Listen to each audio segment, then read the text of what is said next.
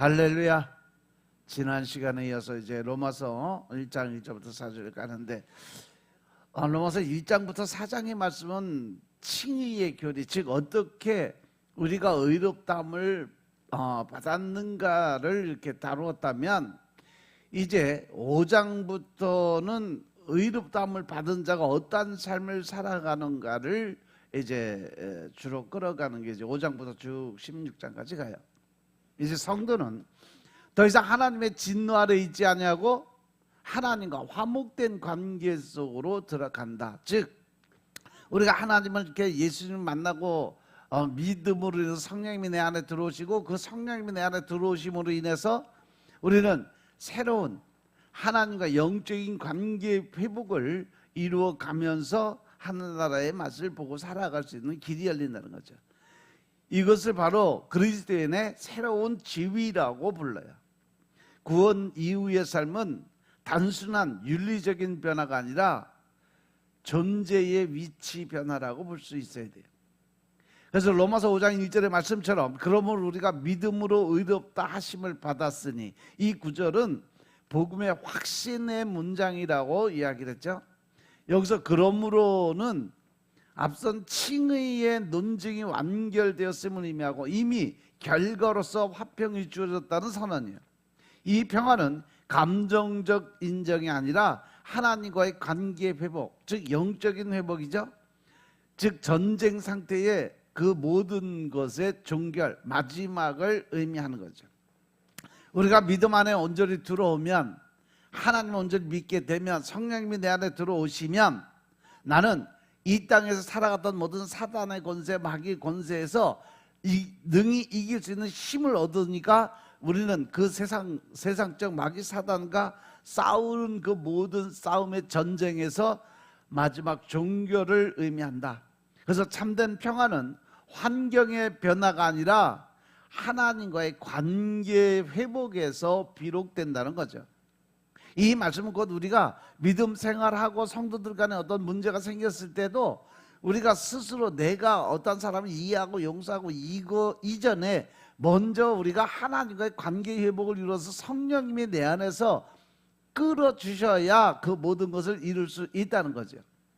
결론적으로 얘기를 하면 우리가 믿음 안에서 변화가 됐다, 예수님의 그 마음 안에서 우리가 변화가 됐다, 이렇게 말은 하면서도 그 사람의 어떤 성격이나 행동이나 말이 변화가 안 되고 과거와 똑같은 삶을 살아간다면 결국 그 안에는 하나님, 즉 성령님이 안 계신다는 거죠.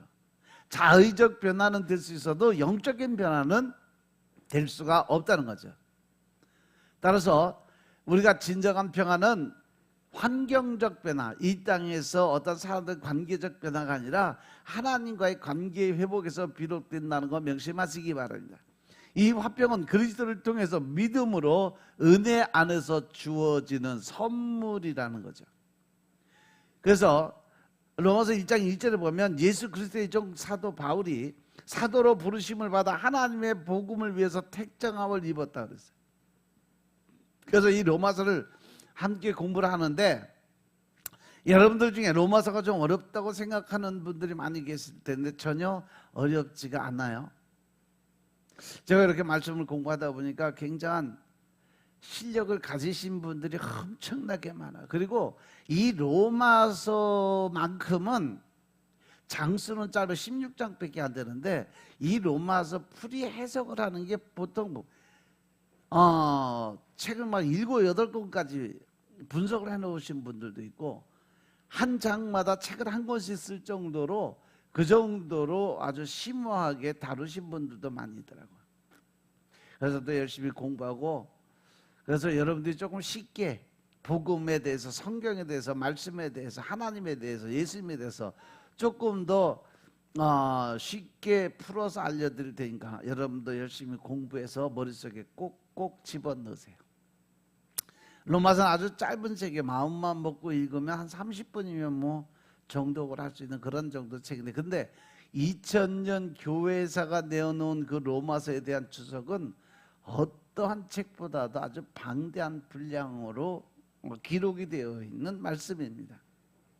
아마 성경 66권 중에서 가장 많은 분량의 주석과 강해를 보유하고 있는 책이 바로 로마서인 것 같아요. 저도 그동안 공부한 로마서에 대한 주석과 논문, 참고 도서만 따져도 한 10권 이상 본 것 같은데, 특히 로이드 존스 목사님은 로마서 1장에 관해서만 한 500페이지 정도의 책을 쓰셨을 정도로 로마서는 그 안에 아주 심오하고 방대한 메시지를 담고 있는 그러한 말씀이 로마서입니다. 중요한 것은 로마서 안에서 숨어 있는 그 메시지가 전부 복음에 관한 이야기만 들어있다는 거죠. 오직 예수 그리스도의 말씀, 하나님의 말씀으로만 기록됐다는 거예요. 그래서 어거스틴과 루터를 비롯한 수많은 믿음의 선진들이 회심을 할 때, 루터도 그렇고 어거스틴도 그렇고, 그들이 마음의 변화를 받아서 예수님 안에 들어올 때 바로 로마서를 강의하다가 마르틴 루터가 마음이 바뀌어서 천주교에서 기독교로 개종을 하게 되죠. 그래서 성경을, 복음을 올바로 이해할 수 있었던 사람이 바로 마르틴 루터였어요. 우리가 알다시피 이 로마서의 저자가 누구예요? 바로 사도 바울이죠. 그리고 이 로마서의 원수신자는 로마 교회예요. 로마 교회가 정확하게 언제 생겼는지에 대해서는 아무도 몰라요. 성경에 기록된 예가 없어요. 근데 유세비우스를 비롯한 초대 교부들이 글라디오 황제 때 베드로가 로마에 건너가서 교회를 개척을 했다고 주장하는데 그 사실을 뒷받침하는 아무런 근거가 없어요. 오히려 오순절 성령 강림 때 베드로의 설교를 듣고 회심한 그 로마 출신의 예루살렘 순례자들에 의해서 그들이 은혜를 받고 로마에 와서 먼저 교회를 세우었던 그러한 기록은 있어요. 사도행전 2장에 보면 마가의 다락방에 모였던 사람들 중에 로마에서 온 사람들이 있었어요. 사도행전 18장에 보면 사도 바울이 브리스길라와 아굴라 부부를 만나서 귀한 사역을 함께 합니다. 브리스길라가 아내고 아굴라가 남편인데, 브리스길라가 브리스가라는 말의 애칭인데 그들이 바로 로마 교회의 교인들이었어요. 사도행전은 브리스길라와 아굴라가 로마의 글라디오 황제의 유대인 추방령에 의해서, 그게 아마 AD 49년인가 50년 그 정도 됐는데, 유대인 추방령에 의해서 고린도로 피난 온 사람들이라고 기록을 하고 있어요. 즉 이 글라디오 황제의 이 유대인 추방령, 즉 기독교 탄압이 시작이 되니까 이 브리스길라와 아굴라 부부가 고린도 지방으로 피해서 도망 나와서 복음을 올바로 받아들였던 그러한 사건이죠. 그런데 그들이 사도 바울을 만났을 때 이미 그들은 예수님을 아는 그리스도인이었어요. 이미 개종한 사람들이었다는 거죠. 그래서 사도 바울과 이게 죽이 잘 맞아서 함께 사역을 하게 되는 거죠.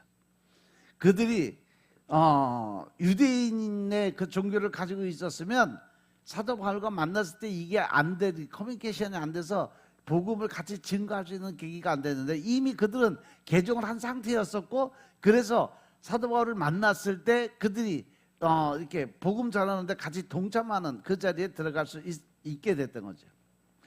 이렇게 로마 교회가, 로마서가 기록되기 훨씬 이전부터 이미 로마의 교회는, 복음은 들어가 있었다는 거죠. 로마서 내용을 보면 이미 로마서가 기록될 즈음에는 많은 사람들에게 칭찬과 존경을 받고 있던 교인들이 있었다는 것이 기록이 되어 있어요. 사도 바울은 이 로마서를 고린도에서 썼어요.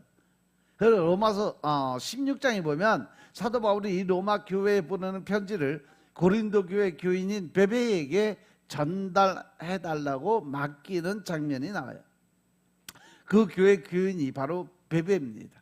그리고 사도 바울이 고린도에서 편지를 쓸 때 거했던 집 주인의 이름이 바로 가이오라는 사람이요. 이 가이오가 문안한다 이렇게 기록이 돼 있잖아요.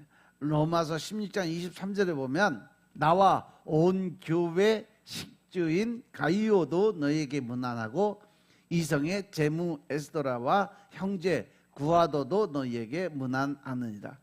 여기서 교회의 식주인이라는 것은 모든 이 식사를 담당하고 모든 이 복지를 담당했던 사람이 바로 가이오라는 사람이었어요.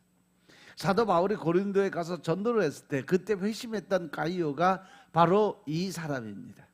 그뿐 아니라 당시 고린도 지역의 재무관이었던 에라스도도 나오는데, 에라스도의 문안이 있는 것으로 봐서 로마서는요 고린도에서 기록된 것이 맞아요.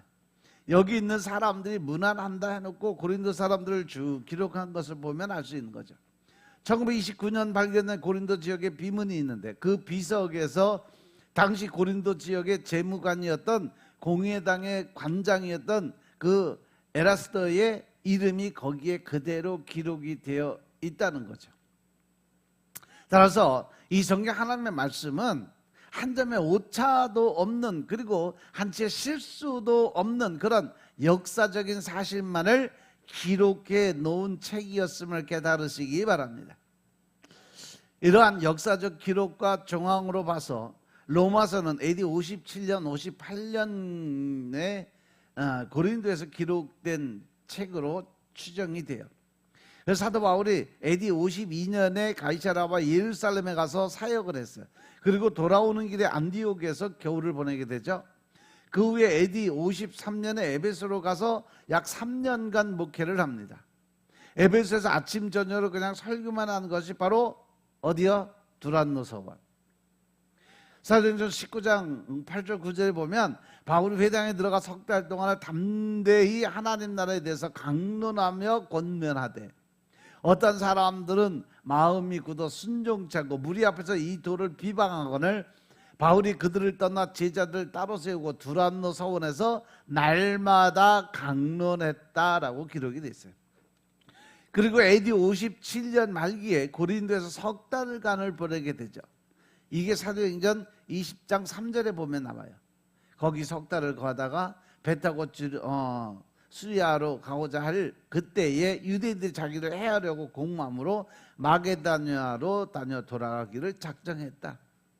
그리고 이제 사도행전 20장 16절에 보면 사도 바울이 그 다음에 오순절 안에 예루살렘에 도착하려고 힘을 썼다는 그런 대목이 나와요.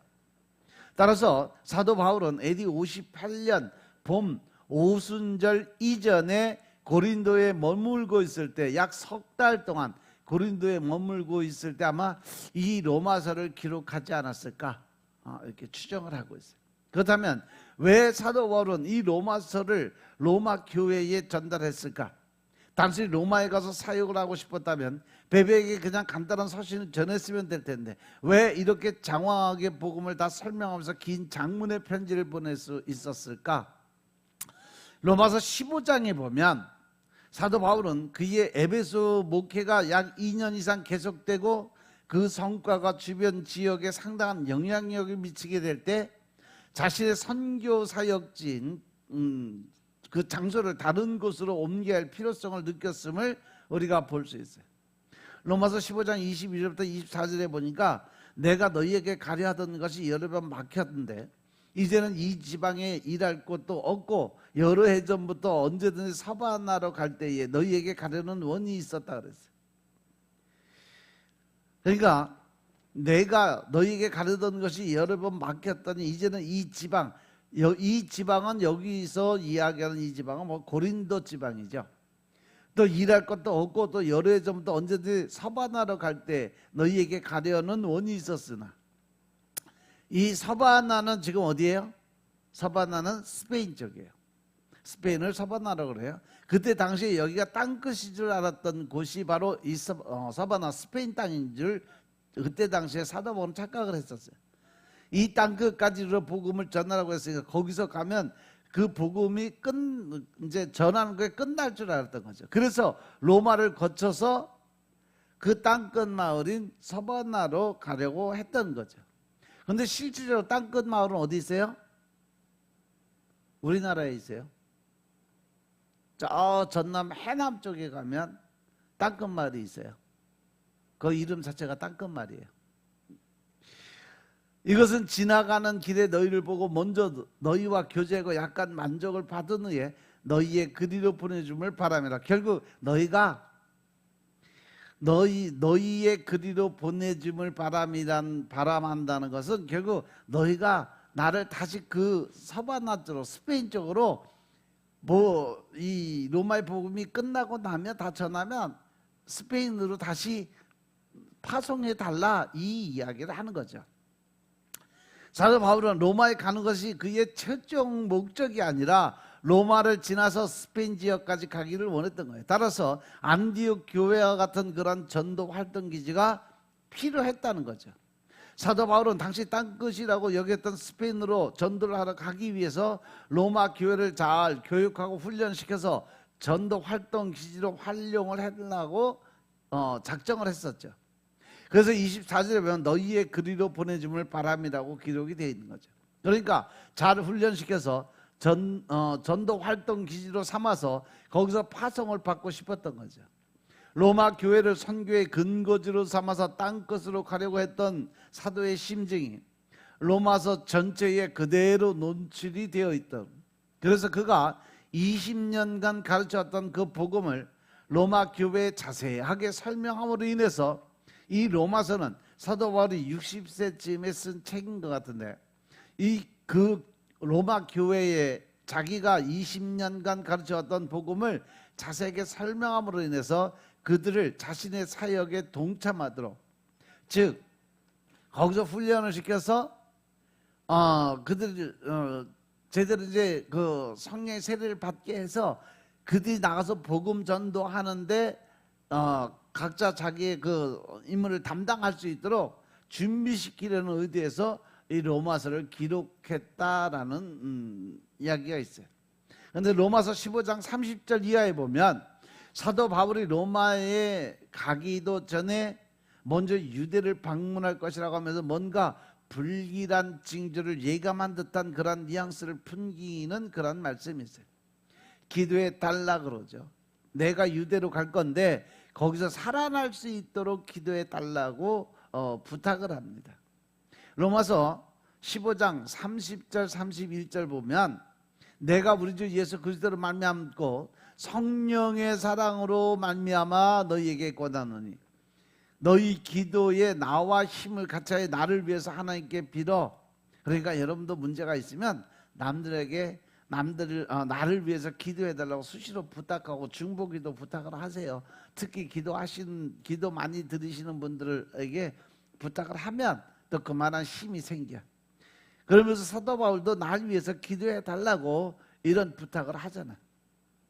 나를 유대에 순종치 아니하는 자들에게서 구원을 받게 하고 나 거기서 죽지 않게 기도해 달라는 거죠.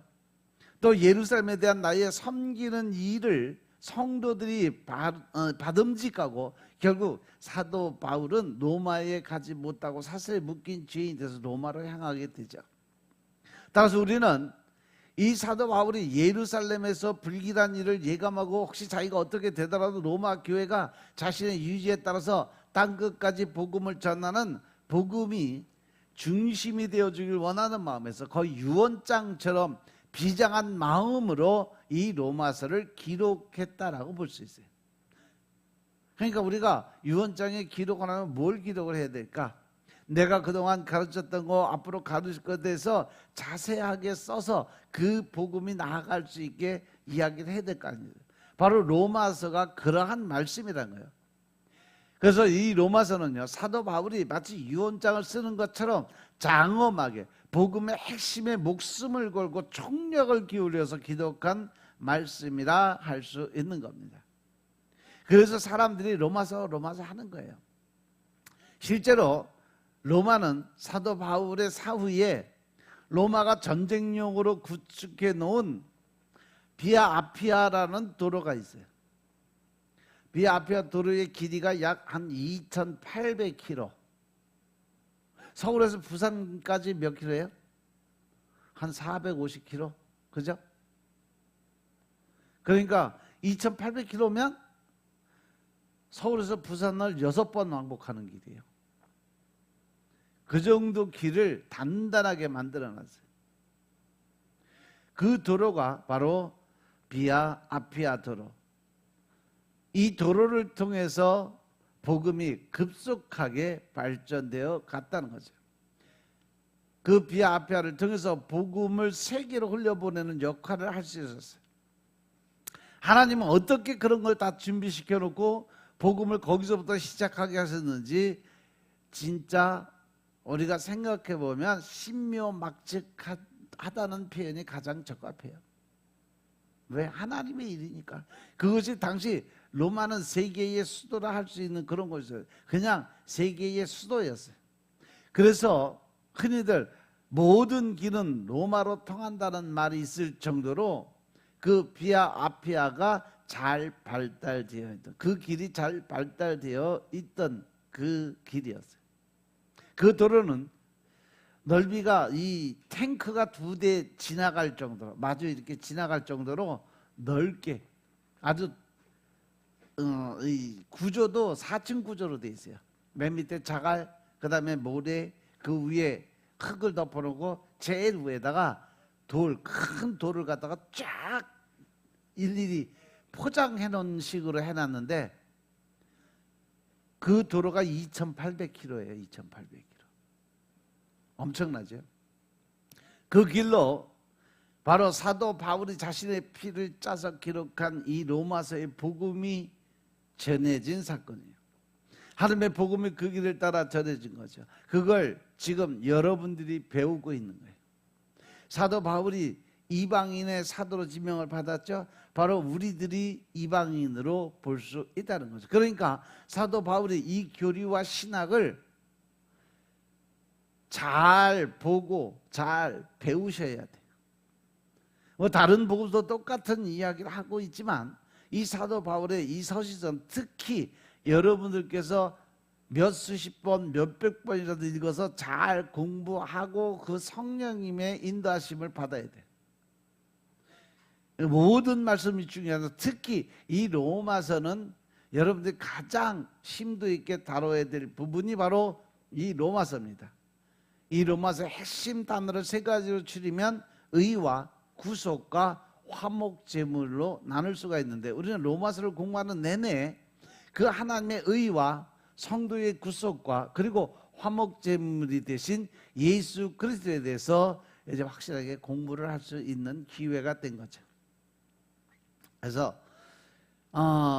이제 우리가 이 로마서를 통해서 하나님의 의와 성도들의 구속의 은혜, 그리고 화목제물로 이 땅에 오시면서 구속과 대속의 은혜로 우리를 구원하신 예수님의 모습을 이 로마서 안에서 찾아야 된다는 거죠. 나머지는 다음 시간에 하겠습니다. 기도하겠습니다. 아버지 하나님 감사드립니다. 오늘도 아버지 하나님 로마서 말씀을 통해서 우리가 변화된 삶을 살게 하시고 믿음 안에서 하나님의 의를 깨닫고 알게 하시니 감사합니다.